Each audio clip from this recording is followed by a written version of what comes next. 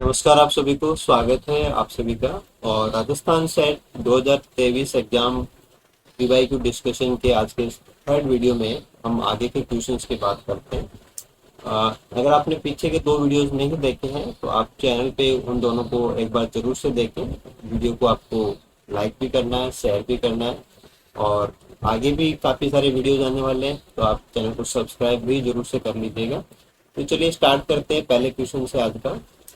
ये था कि some of the steps involve in DNA fingerprinting.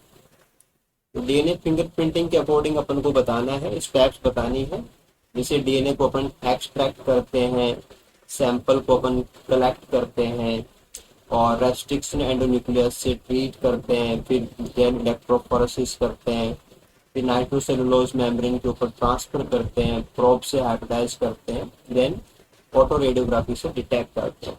तो करेक्ट सीक्वेंस में क्या होगा, ऑर्डर करेक्ट क्या है वो अपन को बताना है। देखो, सबसे पहले अपन को सैंपल की जरूरत होती है, कलेक्टिंग द सैंपल। तो सेकंड अपने पास आएगा कलेक्टिंग द सैंपल। उसके बाद में हम उसमें से डीएनए को एक्सट्रैक्ट करेंगे, यानी कि सेकंड के बाद में फर्स्ट आएगा।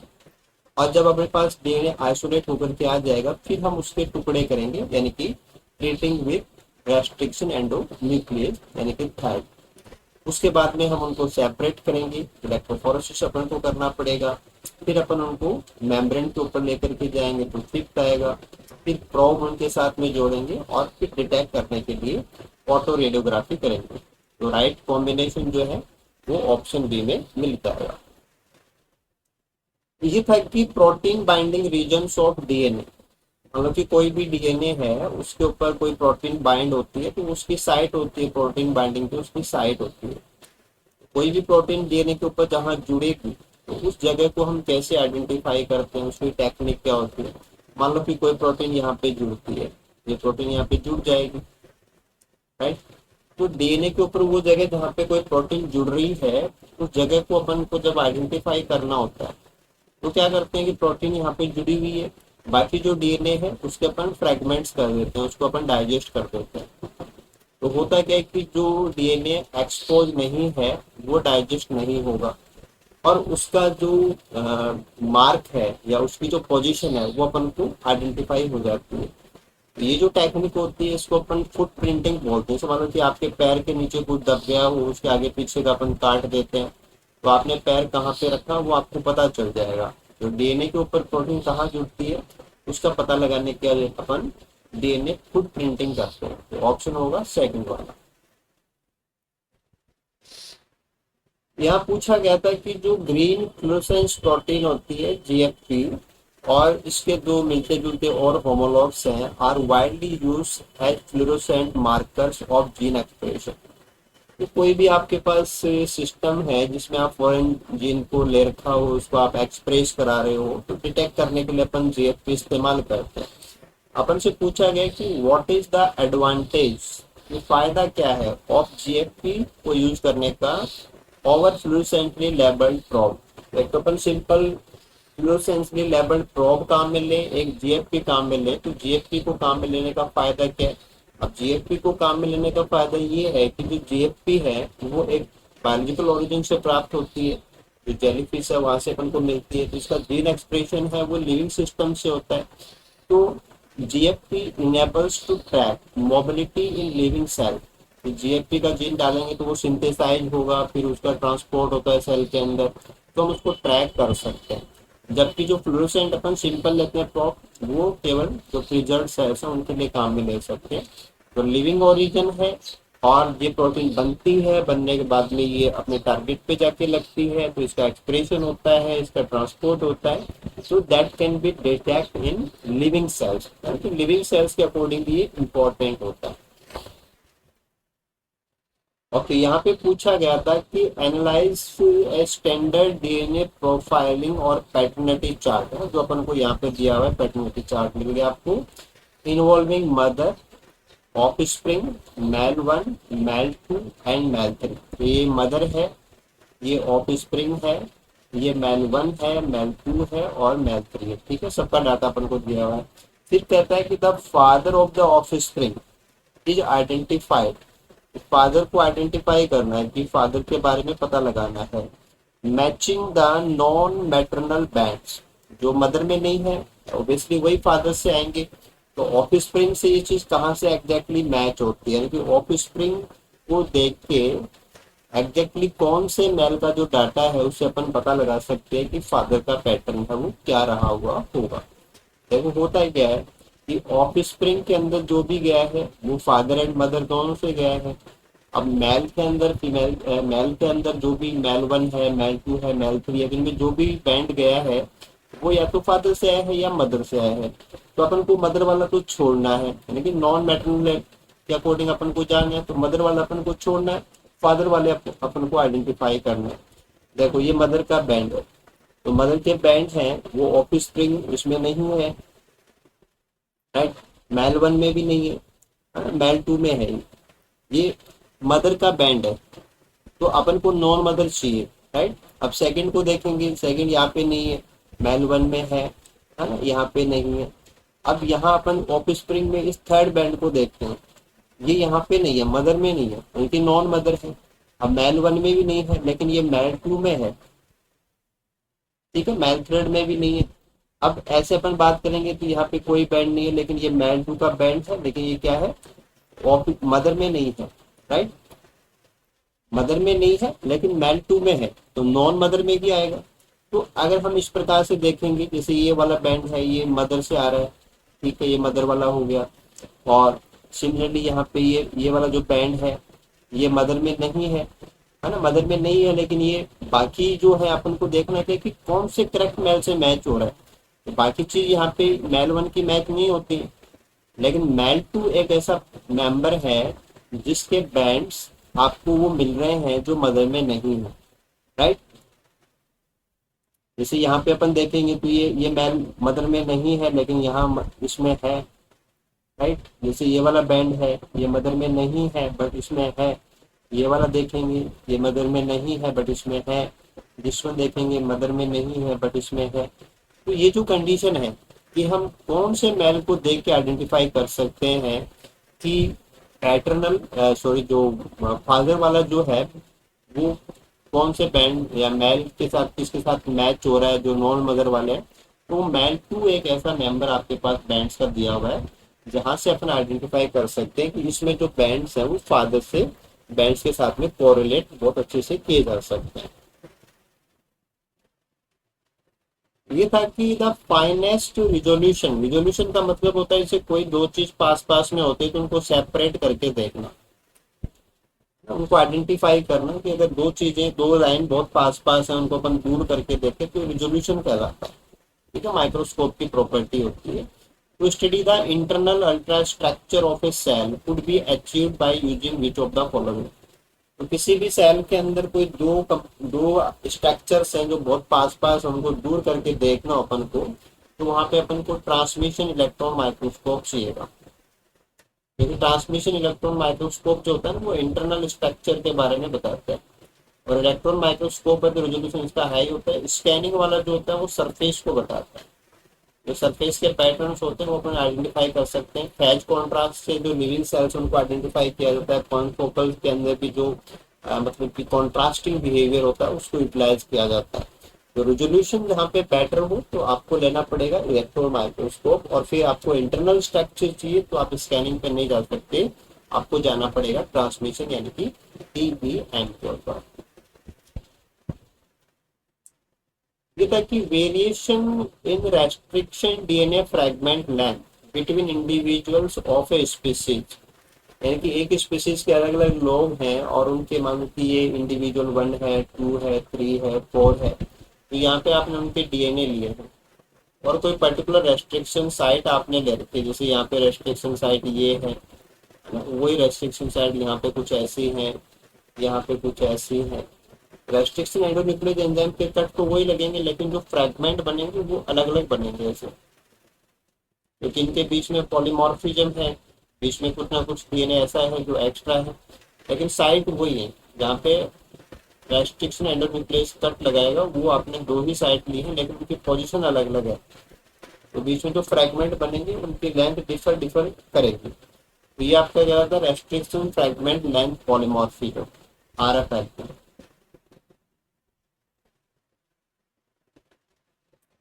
यहाँ पूछा गया था कि in mammals including human the insulin है is synthesised as a pro hormone, ठीक है। This maturation of pro insulin into insulin, की जब प्रो इंसुलिन से इंसुलिन बनता है तो वहाँ पे कौन सी स्टेप्स वो की जाती है, तो वहाँ पे जो सी पेप्टाइड है उसको हटाया जाता है ना, रिमूवल ऑफ सी पेप्टाइड, ये इंपॉर्टेंट है होती है। तो उसके बाद में जो प्रो है वो मैन जो आपका स्ट्रक्चर है उसमें कन्वर्ट हो जाएगा। जैसे अपने यहाँ पे देखें कि ये अपना प्रो वाला है और उसमें सी पेप्टाइड सेपरेट की जाती है, ट्रांसपोर्ट के अंदर प्रोसेसिंग होता है, तो पर्टिकुलर अपना आंसर आएगा वो सी वाला है। ये था कि an intermediate of citric acid cycle, यानी कि टीसीए के इंटरमीडिएट की बात कर रहा है, दैट अंडरगोज रिडक्टिव एमिनेशन, ठीक है, with glutamine as a nitrogen donor. तो क्वेश्चन थोड़ा सा प्रॉब्लमेटिक है, गलत लैंग्वेज है। टॉपिक तो बहुत अच्छा है लेकिन लैंग्वेज सही नहीं है, इसकी गलती है लैंग्वेज के अंदर। क्योंकि यहाँ पे जो आंसर आता है कि टीसी का इंटरमीडिएट जो यहाँ पे काम आता है वो अल्फा कीटोग्लूटारेट होता है ना, अल्फा कीटोग्लूटारेट होता है और उसका एमिनेशन होता है, उससे ग्लूटामेट बनता है, राइट। तो आंसर अपन को देना है यही वाला, ठीक है। ग्लूटामाइन इंटरमीडिएट नहीं होता है, H प्लस NAD+, ये वहाँ पे काम में जरूर आते हैं लेकिन ये इंटरमीडिएट नहीं है। और reductive ammunition with glutamine, glutamine के साथ ये करता है, ऐसा लैंग्वेज वाइज सही नहीं है ना। अल्फा कीटोग्लूटारेट के ऊपर कोई भी जो अमीनो एसिड है वो अपना अमीनो ग्रुप देगा तो उसका एमिनेशन हो सकता है, ग्लूटामाइन भी दे सकता है, ग्लूटामेट भी दे सकता है, तो अल्फा कीटोग्लूटारेट है वो काम में आता है। आपने ये फिगर भी देखा होगा कि टीसी का इंटरमीडिएट है अल्फा कीटोग्लूटारेट, उससे फिर ग्लूटामेट बनता है और अमीनो ग्रुप है वो इसके ऊपर जोड़ा जाता है। तो कोई भी अमीनो एसिड है वो अपना अमीनो ग्रुप देगा तो उसका कीटो बन जाएगा और अल्फा जो ग्लूटामेट है वो ग्लूटामेट में कन्वर्ट हो जाता है। ओके, यहाँ पूछा गया था कि which one of the following process is not involve in the nodule formation during nitrogen fixation. तो बटर फूल के पौधों में जो जड़ों में गांठें हैं वहाँ पे राइजोबियम के रोल को लेकर क्वेश्चन है कि आपको जो नोडल फॉर्मेशन से जुड़ा हुआ नहीं है वो बताना है कि rhizobium bacteria get in contact with susceptible root hair and divide near it, कि वो वहाँ पे जो सुगर्स हैं उनके लिए वहाँ पे आएगा और वहाँ पे आके डिवाइड करता है। Bacteria is carried by an infection thread to the cortex of the leguminous plant, की रूट हेयर है वो मतलब कि अंदर की तरफ उसमें इनवर्ड ग्रोथ होगी और एक पूरा इन्फेक्शन थ्रेड बन के वो जाता है, ये भी सही बात है। Infection cause by bacteria causes the root hair to curl, तो जो रूट हेयर है उसमें अपन को कर्लिंग देखने को मिलती है, ये भी सही बात है। Bacteria get modified into rods and bacteroids, कि वहाँ पे नोड्यूल के अंदर जो सेल्स है वहाँ पे बैक्टीरियोइड्स ही बनते हैं, बिल्कुल सही बात है। Which cause division of endodermal cell, तो एंडोडर्मल सेल्स नहीं होते वो कॉर्टेक्स की सेल्स होते हैं। तो जो नोडल फॉर्मेशन होते हैं वो कॉर्टेक्स की सेल्स में होते हैं। तो बाकी सब सही है कि वो अटैच भी होता है ना, वहाँ पे थ्रेड भी बनेगा, कर्लिंग भी होती है, लेकिन जो बैक्टीरियोइड्स है उनकी फॉर्मेशन है वो एंडोडर्मिस में नहीं होती, कॉर्टेक्स में होती है। ओके, यहाँ तक कि who discovered the red drop effect, जो photo system PS1 and PS2 को डिस्कवरी को लेके जो सिस्टम था ना कि PS1 एंड 2 दोनों को साथ में मिलाते हैं तो ज्यादा क्वांटम यील्ड होती है, उसको लेके था। तो रेड ड्रॉप की जो खोज है फोटोसिंथेसिस के लिए वो इमर्सन का किया हुआ रोल है, तो डायरेक्ट क्वेश्चन पूछा हुआ था आपसे। हाँ, the plant hormone that uses two component histidine kinase system, जो इनका सिग्नल ट्रांसडक्शन सिस्टम होता है कि कोई भी सेल को जब हार्मोन मिलता है तो उसके रिस्पॉन्स में सेल बिहेव करती है, तो वो जो सिग्नल ट्रांसडक्शन है वो कैसे होता है, तो वहाँ पे रिसेप्टर्स होते हैं और वो रिसेप्टर किस प्रकार का, वो two component histidine kinase receptor system. तो ये कौन से हार्मोन के लिए काम करता है, तो ये एक्चुअल में जो आपका साइटोकाइनिन है उसके लिए काम करता है। तो साइटोकाइनिन का जो सिग्नल ट्रांसडक्शन पाथवे है वो आपको थोड़ा सा पता होना चाहिए कि जो साइटोकाइनिन से जब वो बाइंड करती है तो उनके जो रिसेप्टर मेम्ब्रेन में लगे हुए होते हैं वो टू कंपोनेंट सिस्टम को रिप्रेजेंट करते हैं। ये था कि what could be the possible explanation of A fall in photosynthetic activity at high temperature, कि जब अपन टेम्परेचर को ज्यादा कर देते हैं तो फोटोसिंथेसिस की जो रेट है वो डिक्रीज हो जाती है। इस चीज को आप कैसे समझा सकते हो, ठीक है। It is due to carboxylation. Carboxylation ज्यादा होगा तब तो रेट बढ़ जाती है। It is due to carboxylase activity of PEP in C form. तो जो सी फोर पौधे हैं वो तो उसको रिस्पॉन्स ही नहीं देते हैं। It is due to carboxylase activity rubisco in C3 and denaturation of protein C3 and C4 plant. तो C3 पौधे तो कम काम करते हैं तो एक्टिविटी यहाँ पे बढ़ती नहीं है। और it is due to oxygenase activity of rubisco. ये बिल्कुल सही बात है कि वो C3 की बजाय C2 साइकिल ऑपरेट करता है हाई टेम्परेचर के ऊपर। जब टेम्परेचर ज़्यादा हो जाता है तो जो ऑक्सीजनेज है वो काम करने लग जाता है और जो कार्बोक्सिलेज है वो काम नहीं करता है, तो अपनी यील्ड है वो भी कम हो जाती है। तो C3 पौधे तो क्या है, हाई टेम्परेचर के ऊपर अपना ऑक्सीजनेज एक्शन रुबिस्को करने लग जाता है। जबकि जो दूसरा एंगल होता है कि ज्यादा टेम्परेचर पे क्या दिक्कत आ सकती है, वो प्रोटीन का डीनेचुरेशन होता है। जिसे मेनली अपन D1 प्रोटीन है उसके डैमेज को लेते हैं। जो फोटो डैमेज होता है उससे फोटो सिस्टम्स की जो D1 प्रोटीन है मेनली वो सेंसिटिव होती है, डिस्टर्ब हो जाती है। तो ज्यादा टेम्परेचर पे फोटोसिंथेसिस में गिरावट आने के दो कारण हैं कि अगर आपके C3 पौधे हैं तो वहां पे रुबिस्को अपना ओरिजिनल काम छोड़ के ऑक्सीजनेज कर रहा है, जबकि जो डीनेचुरेशन है वो दोनों ही प्रकार के फोटो पे काम करता है, चाहे वो C3 हो C4 हो। हाँ, ये था कि लीव एब्सिशन की जब पत्तियां हटती हैं तो उसको अपन एब्सिशन बोलते हैं, विलिगन बोलते हैं। Plants is regulated by auxin and ethylene. तो देखो क्या होता है कि जो ऑक्सिन है वो तो डिवीजन को प्रमोट करता है, वो तो नया बनाने के लिए कहता है। जबकि जो इथाइलिन है वो एजिंग के लिए काम करता है, तो वो डिवीजन को क्या करता है, रोकता है, वो एजिंग करता है। तो जब पत्तियां गिर रही होती हैं तो वहां पे अपन को ऑक्सिजन का रोल तो कम लेना होता है, इथाइलिन का रोल है वो ज्यादा लेना होता है। तो रिडक्शन इन बोथ, ऑक्सिजन तो बहुत नहीं हो सकता। इंक्रीज अमाउंट ऑफ इथाइलिन, ठीक है। रिडक्शन इन ऑक्सिजन, बिल्कुल सही बात है, जी स्टेटमेंट सही हो जाएगा। इंक्रीज अमाउंट ऑफ बोथ नहीं हो सकता। It is only regulated by high amount of oxygen, ethylene का कोई रोल ही नहीं, ये भी नहीं हो सकता। तो इथाइलिन जिम्मेदार होता है लेकिन ऑक्सीजन है उसका लेवल कम होना चाहिए, वरना तो क्या कि आप अप्लाई कर देंगे ऑक्सीजन तो पत्तियां वो एब्सिशन में नहीं जाएंगे। तो ऑक्सीजन कम होना चाहिए, इथाइलिन ज्यादा होना चाहिए। हाँ।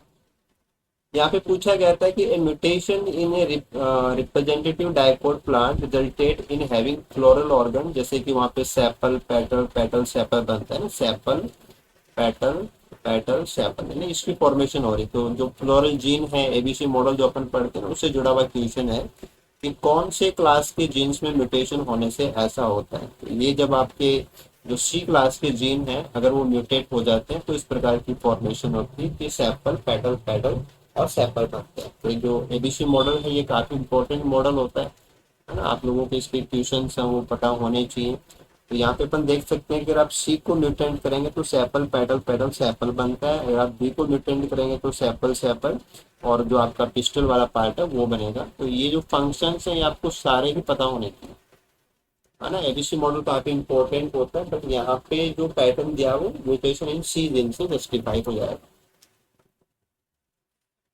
यहाँ पूछा गया था कि which one of the following is major cause of loss in number of migratory birds. जो माइग्रेटरी बर्ड्स हैं उनके माइग्रेशन के ऊपर जो डेक्लाइन चल रहा है कि उनका माइग्रेशन अब धीरे धीरे कम होता जा रहा है, उसके पीछे मेन कारण क्या है। तो सबसे मेन कारण जो होता है वो लॉस ऑफ हैबिटाट होता है, क्योंकि कोई भी बर्ड है वो माइग्रेट करके अपनी जो लाइफ के अंदर चाहे वो फीडिंग और ब्रीडिंग दो इंपॉर्टेंट चीजें होती हैं उनके लिए माइग्रेट करके जाते हैं, और फीडिंग एंड ब्रीडिंग दोनों ही जो क्वालिटी ऑफ हैबिटाट है उसके ऊपर डिपेंड करते हैं, अवेलेबिलिटी ऑफ हैबिटाट पे डिपेंड करते हैं। तो हैबिटाट लॉस है वो सबसे बड़ा कारण है। हालांकि अर्बनाइजेशन का भी फर्क पड़ता है, प्रेडेशन भी, ये सारी चीजें होती हैं, but loss of habitat is the main thing. फिर यहाँ पूछा गया था कि for which type of ion the resting potential of a biological membrane is close to the theoretical non potential.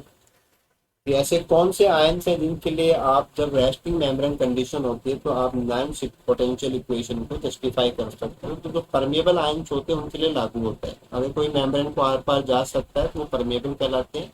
तो ओनली जो परमेबल आयन्स है उनकी कॉन्सेंट्रेशन है वो नॉन इक्वेशन के अकॉर्डिंग जस्टिफाई की जा सकती है।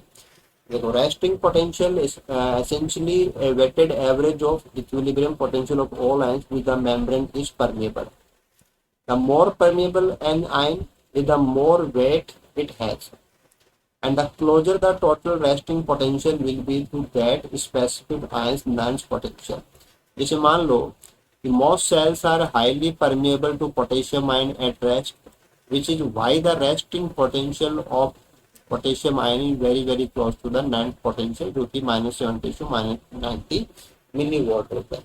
यानी कि जो आपका एजम्पशन है नर्न्स पोटेंशियल जो इक्विलिब्रियम के अकॉर्डिंग कि इतना होना चाहिए, उतना कोई मेम्ब्रेन में दोनों आर पार उसकी कंडीशन उतनी मिल जाती है, ये तभी हो सकता है जब वो मेम्ब्रेन को पार करने की स्थिति में हो, अदरवाइज नहीं हो सकता। तो जो इम्परमिएबल है उन पे लागू नहीं हो सकता।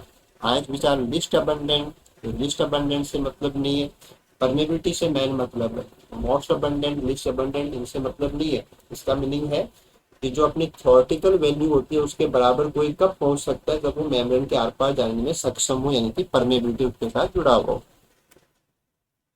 ओके, ये था कि N terminal matrix targeting sequence are recognized by which of the following during protein targeting to mitochondria. तो माइटोकॉन्ड्रिया को जाने वाले जो प्रोटीन है वो पहले जैसे माइटोकॉन्ड्रिया में जब अपन उनको भेजेंगे तो माइटोकॉन्ड्रिया को जाने वाली प्रोटीन है वो फ्री राइबोसोम पे बनते हैं। तो राइबोसोम पे बनने के बाद उनके पास एंड टर्मिनस के ऊपर सिग्नल सीक्वेंस होती है। तो सबसे पहले क्या होता है कि माइटोकॉन्ड्रिया की आउटर मेम्ब्रेन होती है, उसमें जो कॉम्प्लेक्स होते हैं उनसे इंटैक्ट रहेगी, तो वो टॉम होते हैं। फिर अंदर मेम्ब्रेन होती है, इनर मेम्ब्रेन, उसमें जो कॉम्प्लेक्स होते हैं उनको अपन टिम बोलते हैं। तो सबसे पहले उनको इंटरेक्ट करना होता है टॉम से, और टॉम के जो पार्ट है वो अपनी जो ये जो इसमें आएगा टिम का मतलब तो इनर हो गया, ये टिम से नहीं करेगा, टिम भी नहीं करेगा। हाँ, टॉम 23 एंड टॉम 23 एंड 17 है और टॉम 20 एंड 22 है। तो टॉम वाले से कहता है इसका एग्जैक्ट जो है वो 20 और 22 वाली प्रोटीन्स होती है। तो टॉम 20 एंड टॉम 22 ये वाली प्रोटीन्स है, ये मेनली, क्योंकि हालांकि जाने को तो वो टिम से भी इंटरेक्ट करता है, लेकिन ये पूछा गया कि आर रिकॉग्नाइज बाय।